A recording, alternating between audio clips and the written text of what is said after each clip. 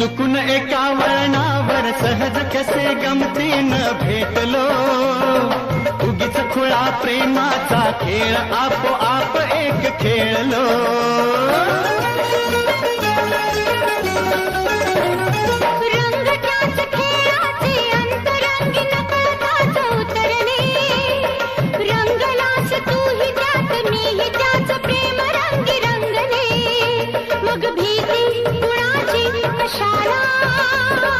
भीती कुणाची कशाला, भीती कुणाची कशाला, अगं भीती कुणाची कशाला.